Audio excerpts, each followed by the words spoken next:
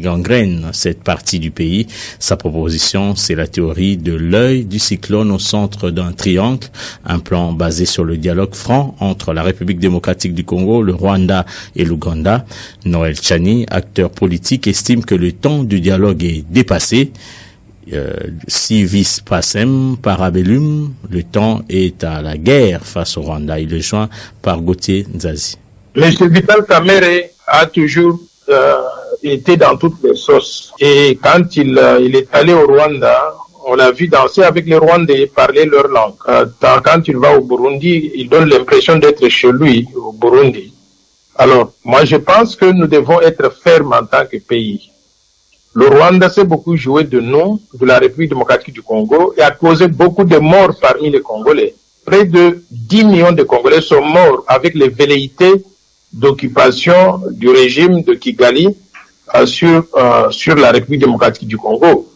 Moi, je pense que dans le passé, les dialogues ont été l'instrument principal utilisé pour infiltrer les institutions de la République et affaiblir l'État congolais. Je crois qu'il faudrait qu'on dise à M. Vital Kamerhe, le temps du dialogue est passé, le temps de la naïveté est passé. Les Congolais ne veulent plus de ces dialogues-là.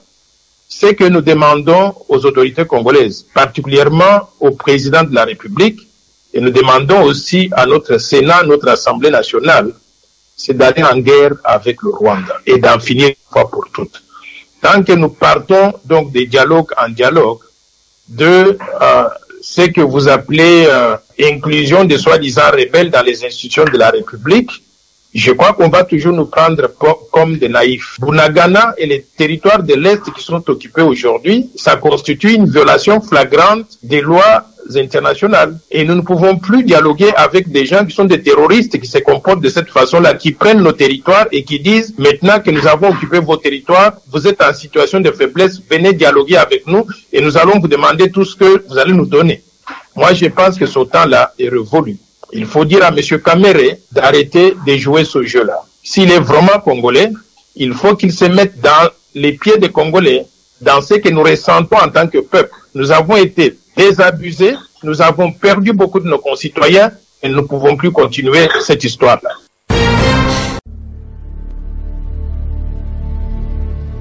Tshisekedi Tshilombo Félix, 7 53 013. À sa prise de fonction, le président de la République Félix Tshisekedi a trouvé le pays dans un état chaotique. Un pays isolé de la scène internationale, les infrastructures en déliquescence, les compatriotes forcés à l'exil ou faits prisonniers politiques. Aucune liberté d'expression. Les répressions violentes se terminant souvent par des bains de sang. La corruption et la gabegie financière institutionnalisée, le prix de billets d'avion de vol domestique et le frais scolaire exorbitant. C'est avantageux puisque, vous savez, avant on payait dans les $340. C'est comme si quelqu'un voyageait à Dubaï. Bon, maintenant, comme on a rabattu le prix, en tout cas c'est bien, on peut voyager n'importe quand. Et le frais scolaire exorbitant.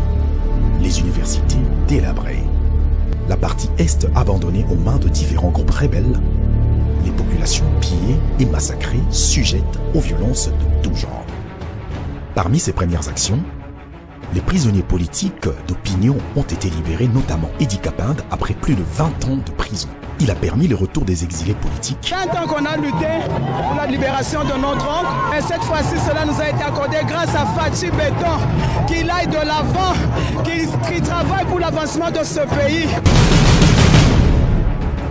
Les manifestants désormais libres de leurs opinions peuvent maintenant se mobiliser sans peur d'être tués. Le retour de pays sur la scène diplomatique mondiale après plusieurs années d'isolement.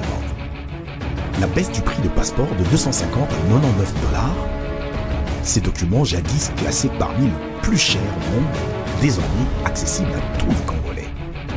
La politique des grands travaux pour moderniser les pays et booster son développement en marche. La construction de sauts de mouton à Kinshasa a permis de réduire sensiblement les embouteillages sur le principal artère de la capitale. nous, vraiment, le peuple, nous sommes déjà d'accord quand on voit déjà des choses comme ça, parce qu'il y avait déjà quelques temps passés, on n'a pas vu ça. Aujourd'hui, si on dit que Mobutu il avait fait quelque chose, parce qu'aujourd'hui, on voit des stades de martyrs, on voit des barrages, des Yinga, et aujourd'hui, quand on voit des sauts de moutons comme ça, on voit directement lui, vraiment, félicitations.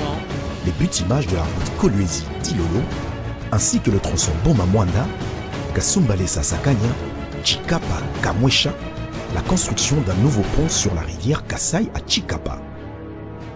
La réhabilitation des hôpitaux Mamayemo à Kinshasa et Sendwe à Lubumbashi, la construction du pont Lubuya et Lubunga à Kisangani. La dotation des 400 bus pour la mobilité des Congolais, pas seulement à Kinshasa, mais aussi dans les provinces. Les différents voyages et prises de contact avec les bailleurs ont permis à la réserve de change de passer de 913 millions à plus de 3 milliards de dollars. La consécration de l'indépendance de la justice devra permettre à cet appareil de s'affranchir au bénéfice de justiciables sans discrimination. La réinsertion des jeunes, jadis des Kuluna, et qui sont devenus des bâtisseurs à travers le service national à Kanyama-Kasese.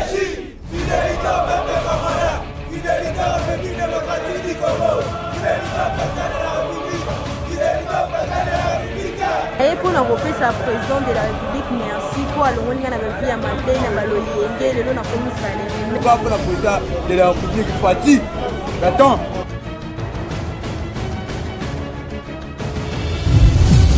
La relance des activités du domaine agroalimentaire présidentiel de l'Antsele, Daipen en sigle, avec l'agriculture et l'élevage des poulets pour la consommation locale. L'augmentation de 40% des salaires des bases des fonctionnaires qui va permettre aux familles de faire face à la hausse de prix occasionnée par des différentes crises mondiales, notamment la pandémie de Covid-19 et la guerre en Ukraine. L'instauration de l'état des sièges a permis d'éradiquer les différents groupes armés à l'Est. Dans un souci de lutter contre l'insalubrité dans la ville de Kinshasa, le président de la République a inauguré l'usine du projet Kiltoko pour le recyclage des déchets plastiques en tant que pays solution face aux enjeux climatiques de l'heure et débarrasser la capitale des bouteilles en plastique. Le président Tshisekedi a soutenu la campagne sur la masculinité positive pour lutter contre les différentes formes de violence faites à la femme et permettre à celle-ci d'être représentée dans les paysages politiques et économiques du pays.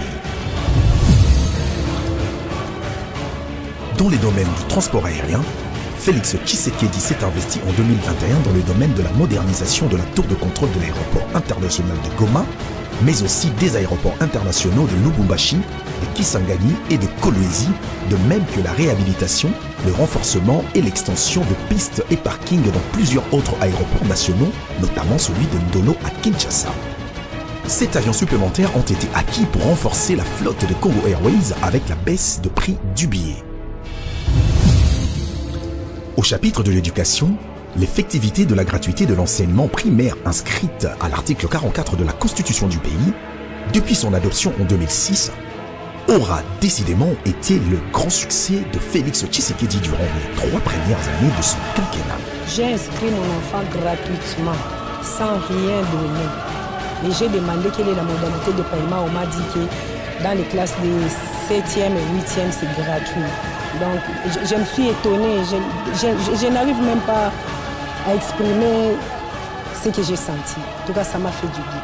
Grâce à cela, aujourd'hui, près de 4 millions d'enfants ayant regagné le chemin de l'école. Et pour pallier au surpeuplement des classes, le gouvernement s'emploie à construire de nouvelles écoles sur l'étendue du pays. Autre fait positif à l'actif du chef de l'État, c'est sa lutte acharnée contre la corruption en redynamisant l'inspection générale des finances IGF et en créant l'agence de prévention et de lutte contre la corruption APELC.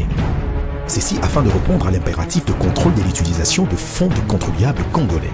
Beaucoup reste à faire, certes, mais il nous appartient, à nous, peuple congolais, de nous mobiliser pour le développement de notre pays qui est notre patrimoine commun.